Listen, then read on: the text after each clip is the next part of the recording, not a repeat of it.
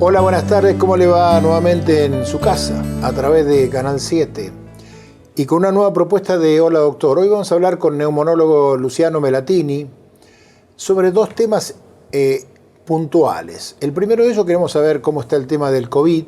O sea, le vamos a preguntar algunas cosas vinculadas con el COVID porque, bueno, los pulmones fueron órganos muy afectados por esta pandemia. Y después queremos hablar sobre el EPOC. ¿Qué es el EPOC?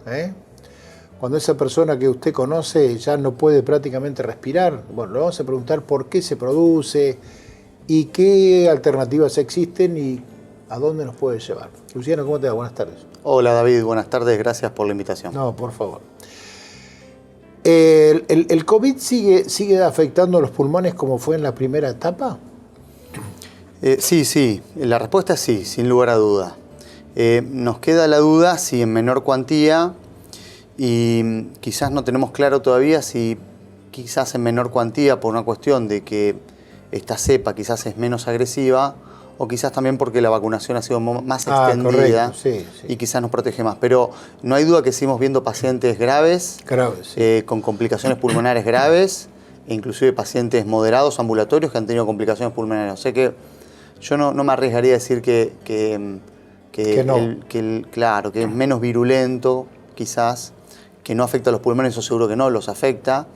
Y bueno, un poco también el tiempo nos irá diciendo qué va pasando con cada cepa, ¿no?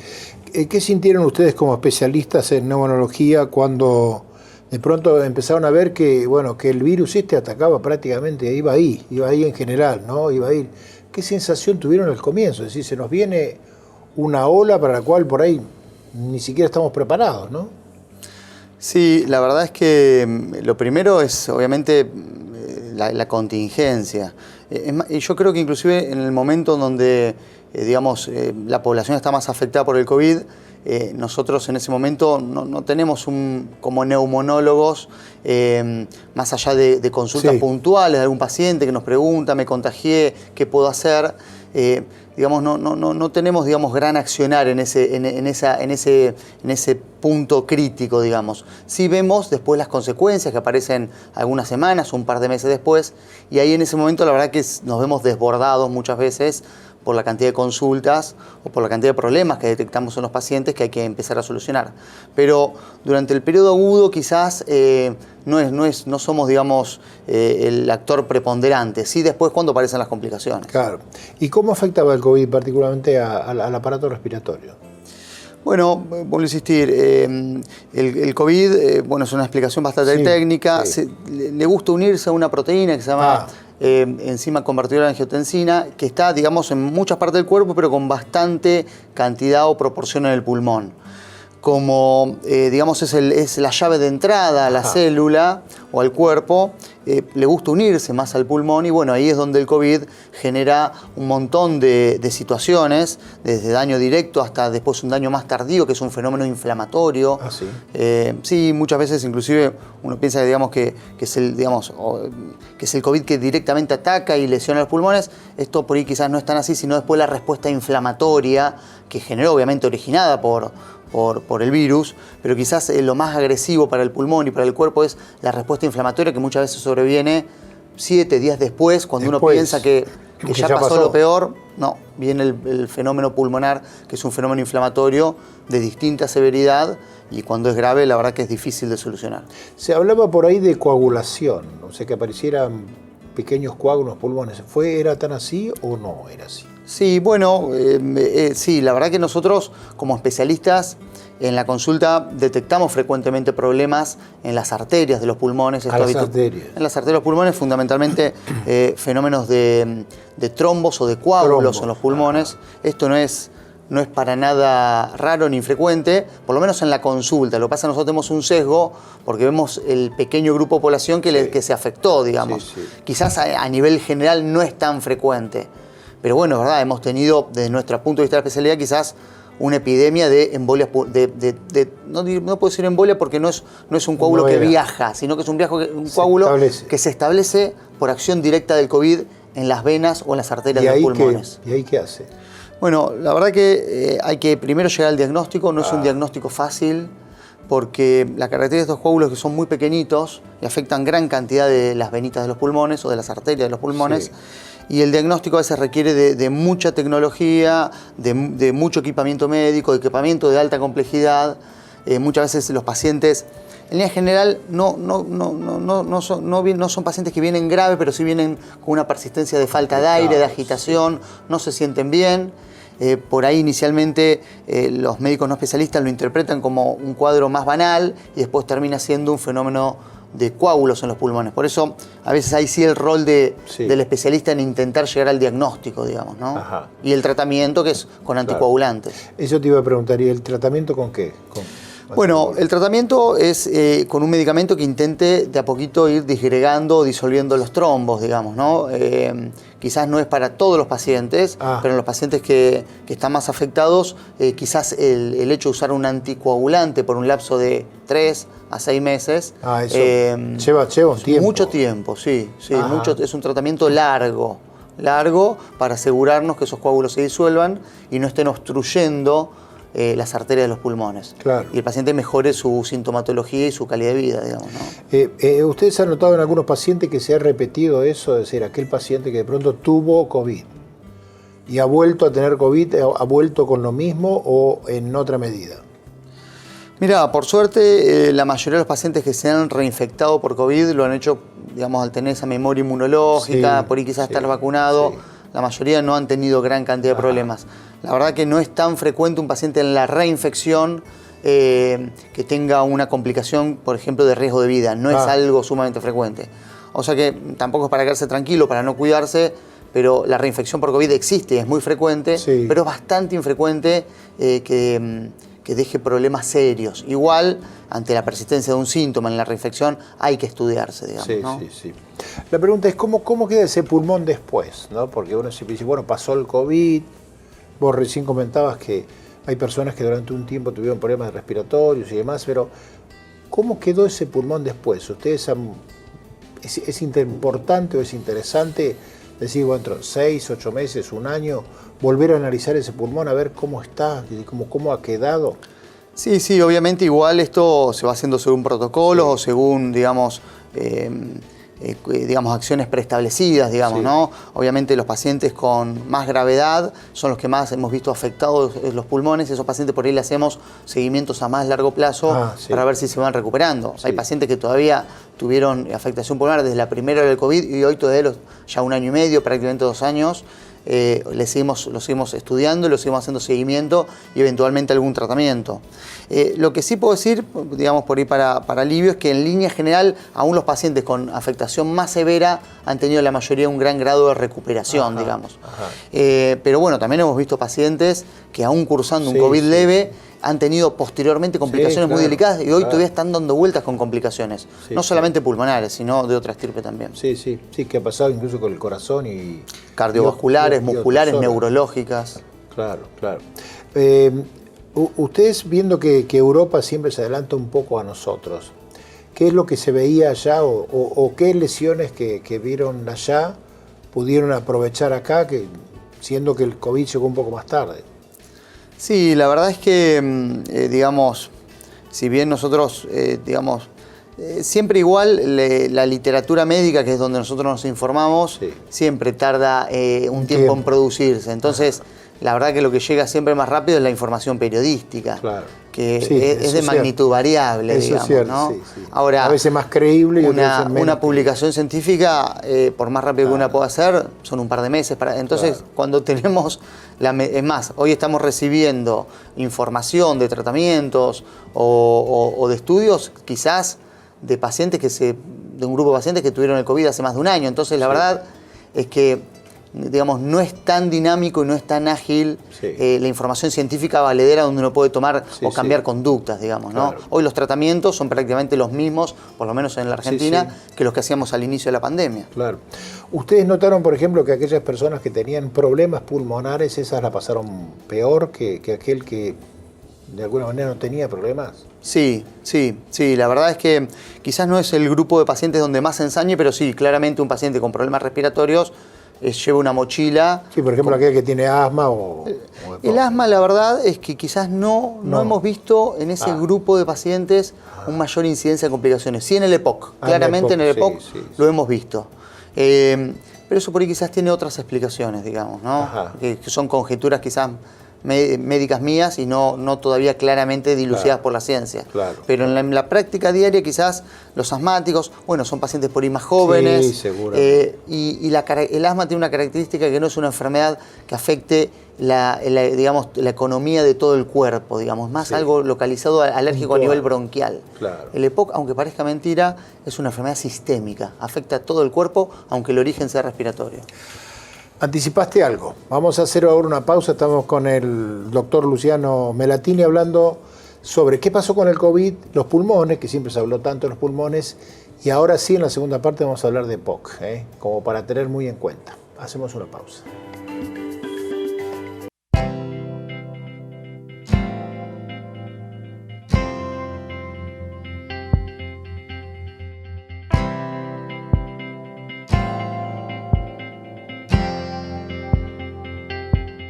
IRREDIM, Centro Reumatológico. Nueva dirección, Undiano 10, teléfono 455-8214. Osrga y Amsterdam Salud unidos para ofrecer los mejores planes de salud a sus beneficiarios. Hospital Italiano Regional del Sur, más de medio siglo atendiendo la salud de la gente de Bahía Blanca y la región. En el Hospital Privado Dr. Raúl Matera te brindamos mucho más que buena salud. 9 de julio 445, 455-8880.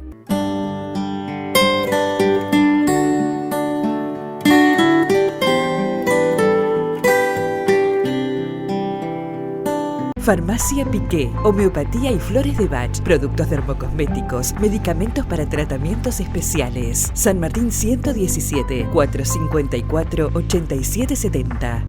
Es muy importante que cuando utilicemos las veredas pensemos en las personas con discapacidad y movilidad reducida. Motos y bicicletas mal estacionadas, plantas, ramas o escombros tirados son algunas de las barreras a las que se enfrentan día a día las personas con movilidad reducida. Como señala la Ordenanza 19.793, las mesas y sillas de locales gastronómicos y comerciales deben respetar el ancho que señala la normativa.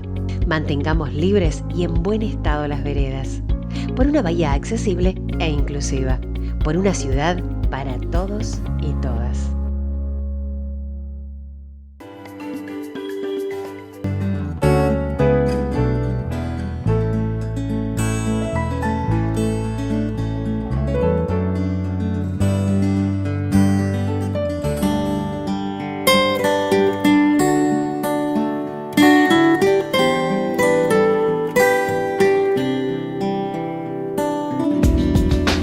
¿Tenés que realizarte un análisis bioquímico? Gama Laboratorios va a tu domicilio. Comunicate y quédate en casa. Centro de Diagnóstico por Imágenes Alem. Desde Avenida Alem 222, tecnología de vanguardia y profesionales calificados. Solicite un turno al teléfono 4500-501. AMBAR, Instituto de Neurocirugía, Dolor y Especialidades Médicas. 9 de julio 353, 450-2121.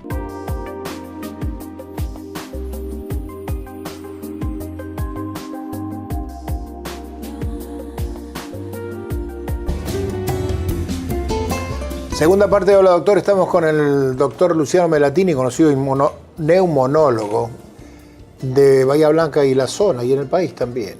Luciano es neumonólogo, neumólogo, ¿cómo es la expresión? No, en Argentina es neumonólogo. Neumonólogo. Sí, en España, Colombia, por ahí se usa neumólogo. Sí.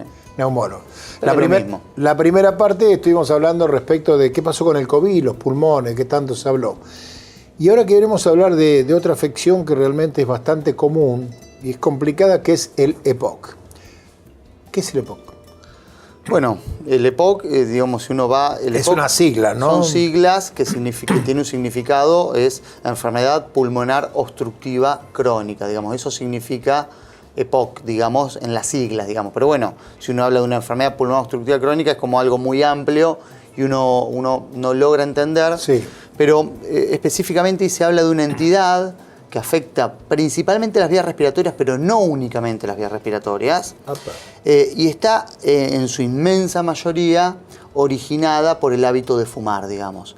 Si bien puede haber EPOC por otras causas, más del 90% de los pacientes que padecen el EPOC, o sea, la enfermedad pulmonar obstructiva crónica, es a consecuencia de un hábito tabáquico, digamos, ¿no? Así que bueno, pero es importante, digamos, resaltar, digamos, que no es solamente, digamos, una afectación de los pulmones o de los bronquios asociada al hábito tabáquico, sino que en línea general cuando uno ya diagnostica EPOC se encuentra con otra constelación de afectación en el cuerpo a consecuencia de esta circunstancia que hace que uno ya denomine el EPOC como una enfermedad sistémica, o sea, que puede afectar a todos los órganos del cuerpo. Por eso son pacientes, cuando la padecen en su distinta gravedad, más delicados, digamos, claro. ¿no? ¿Y cómo llegamos al EPOC? Es decir, pareciera como que arrancamos con el cigarrillo. Sí. ¿Y cómo se va evolucionando o involucionando hasta llegar al EPOC? Bueno, digamos, el diagnóstico de EPOC es muy sencillo, pero obviamente requiere de un especialista en neumonología y de un estudio que se llama espirometría, digamos. Como vuelvo a insistir, como dice la definición, es una enfermedad pulmonar obstructiva crónica. Y nosotros lo que buscamos es encontrar en un paciente con un riesgo, en este caso es la inhalación de humo, puede ser habitualmente humo de cigarrillo, pero puede ser hasta a veces gente que se ha calefaccionado toda la vida con leña. La calefacción, mirá vos. Bueno, puede ser. Tiene que ser toda la vida, sí. Digamos, se ve en gente el campo, por ahí. en el campo que se calefaccionan toda la vida con leña, o que han cocinado toda la vida con leña, o los pacientes, o hay personas que trabajan en hornos de ladrillo también. Sí, o sea, seguro. Digamos, es una consecuencia de la inhalación del humo de combustión orgánico fundamentalmente, digamos, ¿no? Carbón, leña. Hay otros pacientes que pueden tener EPOC por otras características, pero fundamentalmente es eso. Y habitualmente, bueno, son pacientes que, bueno, o uno digamos, le hace el screening o, digamos, le hace la búsqueda de un paciente que nos viene a ver al consultorio, que uno le detecta que ha fumado muchos años, y uno le hace la espirometría, y en esta espirometría detecta que sus bronquios están cerrados, digamos, esa es la característica fundamental. Espirometría, le explicarle a la gente que es cuando La espirometría fuerte. es un estudio muy sencillo, en donde se mide el flujo de aire que sale desde la boca a través de un aparatito que mide el flujo de aire. Sí, tal cual. Según el flujo de aire, uno puede decir que ese aire que está saliendo sale de bronquios normales o de bronquios que están estrechados, digamos. Esa estrechez puede ser de distintos grados, pero donde uno, digamos, se encuentra con un paciente que ha fumado muchos años y que tiene una obstrucción en la espirometría que no mejora con algunos tratamientos o en el correr del tiempo, uno ahí ya diagnostica el EPOC. ¿Por qué? Porque una de las características fundamentales de esta obstrucción es que es irreversible. Cuando uno encuentra la obstrucción en la espirometría y logra diagnosticar el EPOC, ese paciente se va a quedar siempre con esa secuela pulmonar. No hay vuelta atrás. No hay vuelta atrás, y si no deja de fumar o no limita el hábito tabáquico, eso lo único que va a pasar es que va a seguir empeorando, digamos. Qué notable, ¿Y cuál es la actitud en general del paciente que vos le decís, bueno, muchacho, usted ha fumado, muchacho o mujer, no sé cómo es el tema, ahora te voy a preguntar, ya te fumaste todo, tenés que volver atrás, ¿y cuál es la actitud que tienen en general? Porque a veces el cigarrillo, bueno, uno más, no es el cigarrillo, es otra cosa, es como que no quieren aceptar. Sí. No, es muy variable, en línea general sabemos que digamos, el hábito tabáquico es un hábito muy difícil de dejar, y aún frente a los peores diagnósticos, los pacientes a veces no lo dejan. Pero bueno, yo siempre creo, igual, digamos, así, digamos, hay especialistas en lo que se llama deshabituación tabáquica, que habitualmente también son neumonólogos, pero también puede haber cardiólogos o clínicos que han hecho, digamos, se han subespecializado en intentar dejar que el paciente deje de fumar. Pero siempre lo que hay que intentar es ser proactivo, positivo, explicarle que tenemos este daño, pero que si deja de fumar va a tener beneficios. Entonces, digamos, desde el punto de vista de la psicología, de la medicina y la ciencia, quizás lo que más resultado da, independientemente del paciente, la inmensa mayoría de las veces niegue la enfermedad o niegue el problema, es intentar llevarlo a un camino que lo lleve a aceptar el problema y que va a tener beneficios cuando uno abandona el hábito de fumar, ¿no? ¿Es una afección que perjudica más al hombre que a la mujer o se nota que la mujer va avanzando? Porque uno ve que a veces la mujer, después que entra la menopausia y demás, empieza a fumar mucho más. ¿Es así? Sí, la verdad es que está bastante repartido, digamos.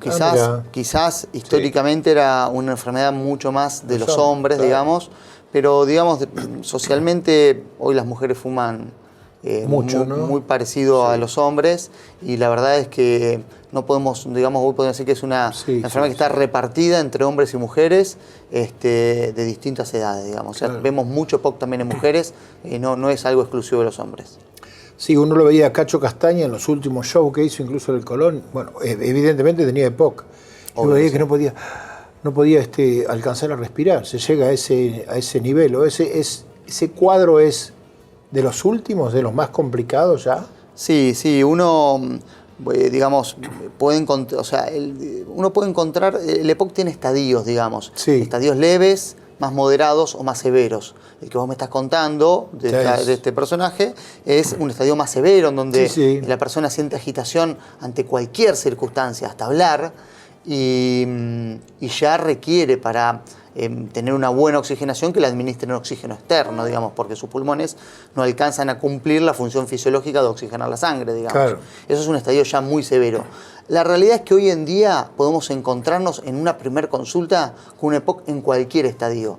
Muchos pacientes van minimizando los síntomas, se los van atribuyendo a otras cosas, tienen una negación interna y lamentablemente muchas veces llegan a la consulta cuando están con estadios muy avanzados. Claro. De cualquier manera, todos se benefician dejando de fumar y con los tratamientos actuales del EPOC. Deja de fumar y ya hay una mejora. O sea, no sé si una mejora, pero sí una estabilidad. Mira, la verdad es que, digamos, bueno, siempre hay que ser positivo. Uno no sabe qué va a pasar cuando deje de fumar el paciente. Claro. Seguro que no va a empeorar, pero muchos pacientes a veces hasta tienden a mejorar un poco su oxigenación, tienden a mejorar su capacidad pulmonar. A veces hasta pueden mejorar un poquito la capacidad pulmonar que uno midió en la espirometría. Entonces uno tiene que decirle que a pesar de lo mal que están, si dejan de fumar, podemos obtener mejorías, digamos. Y bueno, esa es la parte importante, ¿no? Es importante, exactamente. Claro. Luciano, ¿ustedes notan que hay personas cada vez más jóvenes que padecen de EPOC? Porque uno ve que realmente se fuma. Por ahí no se fuma tanto en público, pero se fuma. Mira, habitualmente el EPOC, hay distintas sensibilidades en las personas al cigarrillo, digamos. O sea, siempre te va a encontrar que te dice, mira, yo hace 40 años que fumo y no me hizo nada. El cigarrillo a todos les hace algo. Lamentablemente algunos más y otros menos. A veces tenemos personas más jóvenes que pueden tener, digamos, EPOC y el enfisema, que es una consecuencia directa porque están íntimamente relacionados. ¿Qué es enfisema? ¿Qué es? El enfisema es, digamos, el EPOC son los bronquios cerrados y el enfisema son los pulmones lesionados, digamos. Claro, son como agujeritos que se forman en los pulmones porque el humo va rompiendo los tabiques alveolares y va generando como si fuera un panal, digamos. Habitualmente están íntimamente ligados. Casi no hay paciente que tenga EPOC que uno no le encuentra enfisema también. Son problemas asociados, los dos los genera el cigarrillo. Pero sí, a veces hoy con los métodos de estudio que tenemos para los pacientes, estamos encontrando en edades más tempranas, quizá asintomáticas, pero estamos encontrando lesiones pulmonares compatibles con el EPOC y el enfisema. Por ahí en personas de 35, 40 años, que por ahí no están con síntomas y por ahí lo van a desarrollar 10 o 15 años después. Seguro. Pero con los estudios que tenemos hoy en día estamos encontrando lesiones mucho más precoces. Por eso también le insistimos a los pacientes que aún siendo jóvenes se hagan estudios y se hagan chequeos respiratorios. ¿Qué vinculación hay entre EPOC y cáncer de pulmón? Bueno, la vinculación es directa, en directa asociación con el cigarrillo, digamos, ¿no? Bueno, hay pacientes, el cigarrillo es una entidad que aumenta la probabilidad o la incidencia de mutaciones o de cambios en las células de las células pulmonares que pueden transformarse en células malignas y desarrollar un cáncer, digamos. Hemos visto pacientes lamentablemente con cáncer y sin EPOC. Pero también es bastante frecuente, y eso a veces nos complica, encontrar cánceres en pacientes EPOC. Claro. Y quizás la incidencia en ese grupo quizás sea un poco mayor, porque por esto que yo estaba diciendo al inicio, es una enfermedad respiratoria pero con efecto sistémico. Y cuando digo sistémico es, te bajan las defensas. Y si te bajan las defensas, sos más propenso al cáncer. Claro. Entonces quizás es mucho más común encontrar cáncer en EPOC que cáncer en fumadores que no tienen EPOC, digamos, claro, ¿no? claro. Sí, por eso te quería preguntar, porque hoy habías hablado como que no es un problema pulmonar exclusivamente. Exactamente, digamos, cuando se obstruyen los bronquios y se afecta la respiración, y se afecta la oxigenación, y el paciente ya al oxigenar o al respirar mal deja de moverse o de estar activo, empieza a atrofiarse la musculatura, empieza a debilitarse el corazón, hay afectación vascular también, hay afectación neurológica, hay depresión, hay infecciones recurrentes, eso genera un fenómeno inflamatorio persistente y eso genera una degradación del cuerpo. Claro. Entonces, ya no es una enfermedad que esté localizada en los bronquios, sino que tiene todas estas consecuencias sistémicas, digamos, exactamente. Gracias por venir. No, por favor, gracias a vos. El doctor Luciano Melatini, conocido neumonólogo, hablando sobre, al principio sobre, las consecuencias del COVID y los pulmones, de lo cual se ha hablado muchísimo. Y en la segunda parte sobre EPOC. Si usted fuma, ¿por qué no deja de fumar? Él, como todos los invitados, va a recibir un presente de Brix que está ahí en Roca 97. Y nosotros nos vamos a reencontrar exactamente en 7 días. Hasta entonces.